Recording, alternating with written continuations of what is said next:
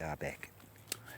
There we are. It's enormous. There is the symbol of the planet Mars, and there is the this tells us, monuments tell us things. They scream at things to us, and this says to us, man is hungry for that block of gold on Mars. Whatever you may think of that.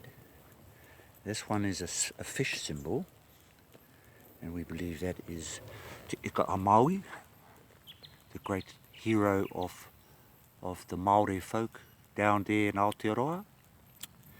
And it's exciting. And here is the great bug. This is the great bug, and he does all sorts of bug things, as you can imagine. And this is a very mysterious projection. We do not know whether it was completed or not, but there are strange things can be seen in these images. So I would just like to take a break now and show you my other credentials. Here they are here, and they're contained in the here you go. There you go. That's good, and we've got that in the National Geographic and my other friends at NASA's. Here is the Silver Tower. Oh, let's not get too excited before us. Here is a strange, I referred to this earlier as a strange sort of transport device. We're quite sure that this is an ancient vehicle that these people used to transmit themselves around the place. So we will get to that later in more detail. Over here is the Tower of the Silver Thread. Look at the wealth these people had. And I'll secure that for myself, some of it anyway, to support my doctorate in tea leafology. And here we have, a lot of people are familiar with this symbol here. It's very ancient. Very, very, very, very, very ancient. Very. I cannot say with enough oomph how very it is. But there it is looking back. The great architect of the universe. Tremble, viewers. Tremble, you beleaguered taxpayers. And there is the Takarangi spiral. My brothers and sisters back home in Aotearoa, especially those relatives of mine up there in the Tai Tokerau, out at Kiripaka. And there will follow trace. Oh, here is another wonderful symbol that I've discovered here. And this is the symbol of a plumber I know on a job I'm engaged with at the moment. And he's able to transmit himself backwards and forwards in time. This is Doug the plumber. Lovely chap, and cycling mad. He's one of those fabulous cycling dandies that we see on the byways and highways and dales and etc. Here is the enigmatic flying block, worth inestimable figures. We'll get to that a wee bit later. Another projection of the creation. And here is the beloved first engineer and first scientist. His name is written in those tablets that we talked about earlier.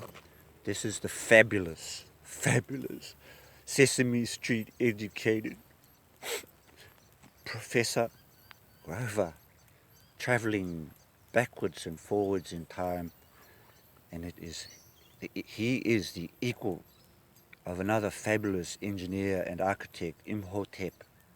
We'll get to that a bit later. The fabulous people. I give you Professor Grover, engineer and first scientist. And there is his temple complex coming into view now. Coming into view. Coming into view and moving now. We've also, I mentioned in the earlier episode what this appears to be, and it has proven to be the case. It is actually a lo-fi transmitter. And we had a transmission by Albert Einstein, and today we might have another transmission, if I may be so bold as to suggest. The transmission, I think I'm channeling Julian Sumner Miller. How was it done? Quote, end quote. Julian, thank you. And then moving on to the truly enigmatic pink projection. Look closely, dear viewer. Question, ask the best questions. How were these two erections placed with the ancient technology? These two boulders must weigh at least 200 or 300 ton apiece. And the two dilations easily, equally, a couple of 100 tons. Mysterious in their grandeur and power. The pink projection. Enigmatic. I love that word. I love that word. Pink projection. And here we have Sagrada Familia. Mother and child, bless her. And there's my self-portrait. Little Porneke. Hey, bro. And there is my darling Myrtle. My gritty bitty. I love you, sweetheart. And the detail of the mother's upoko. Tapu upoko tapu. And her baby. Yes. And their adornment, of course. Just pulling back now. It's very tricky doing this business of filming and running your career and being me, Dr. Busy.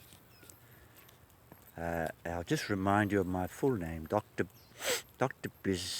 Bizahi Hogwash. Capital B, capital H. With the doctorates in the BS doctorate and the doctorate in telephology. And there's the mysterious dragon, the fly dragon, and the other monuments that we will be going over in the coming weeks. Absolutely stunning, ladies and gentlemen, this evening.